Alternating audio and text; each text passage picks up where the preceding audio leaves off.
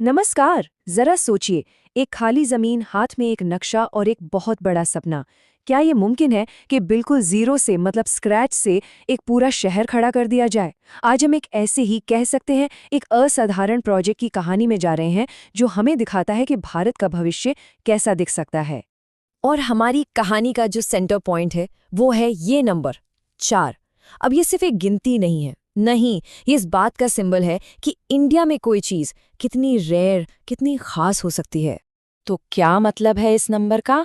मतलब ये है कि आज के भारत के इतिहास में सिर्फ 4 बार ऐसा हुआ है कि किसी शहर को पूरी तरह से एक ब्लूप्रिंट पर बनाया गया हो। मतलब सोचिए, ज्यादातर शहर तो सदियों में धीरे धीरे अपने आप बढ़ते हैं, है ना? लेकिन ये 4 शहर, ये तो इंजीनियरिंग और कमाल की दूरदृष्टि की मिसाल हैं। और ये है वो 4 शहर।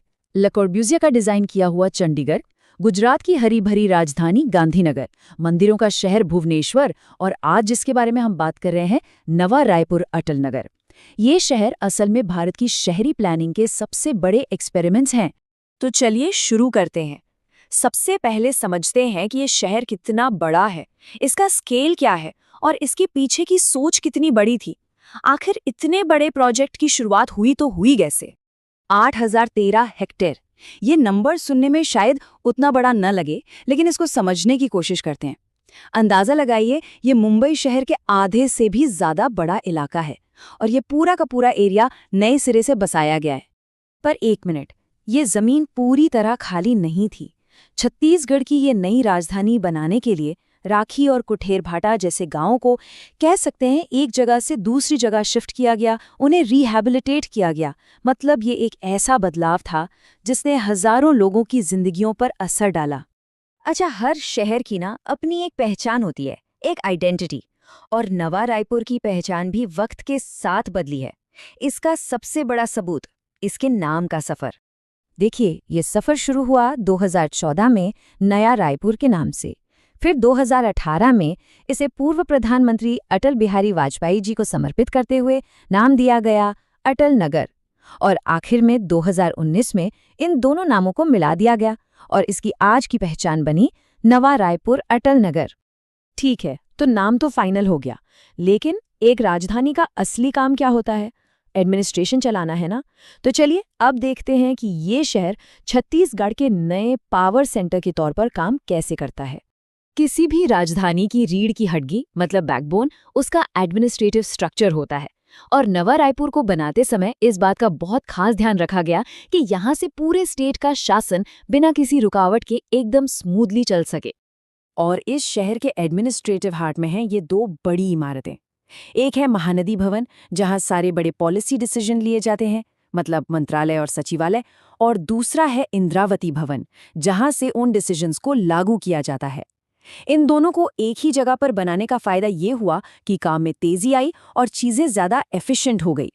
और जाहिर सी बात है, इतने बड़े शहर को चलाने के लिए पानी जैसी बेसिक चीजें तो चाहिए ही चाहिए। तो इसकी भी प्लानिंग पहले से ही की गई थी।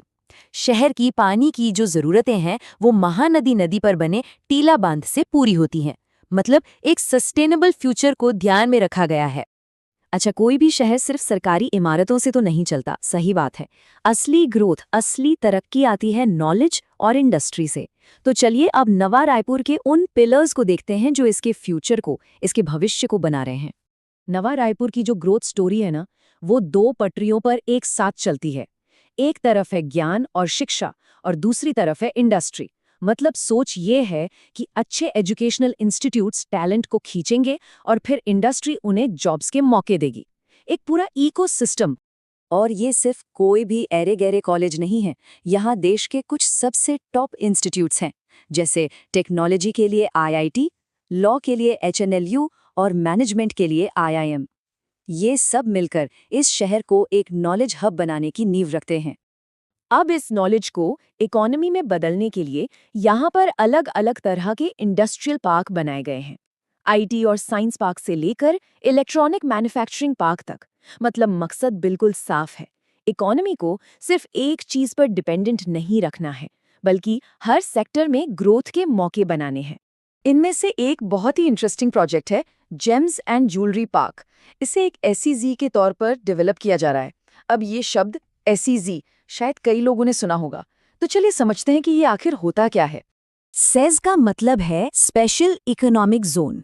इसे आप एक तरह का ड्यूटी फ्री इलाका समझ सकते हैं, जहां बिजनेस करने के नियम कानून देश के बाकी हिस्सों से अलग और काफी आसान होते हैं।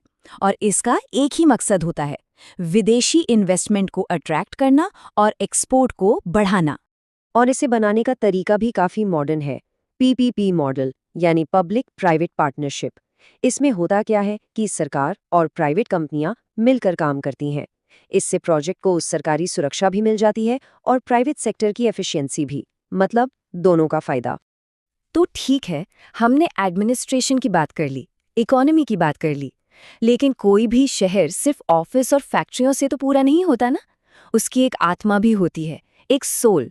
चलिए अब देखते हैं कि नवा रायपुर में जिंदगी और कल्चर के रंग कैसे भरे गए हैं। देखिए, एक शहर को रहने लायक बनाने के लिए एंटरटेनमेंट, कल्चर और घूमने फिरने की जगहें भी उतनी ही जरूरी होती हैं।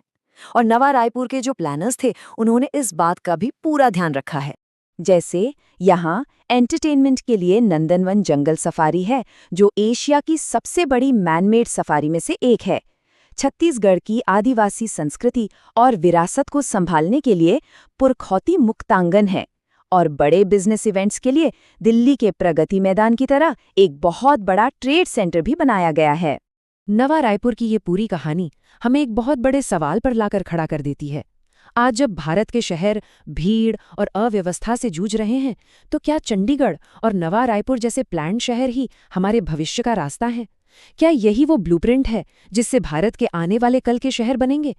ये एक ऐसा सवाल है जो वाकई सोचने पर मजबूर करता है।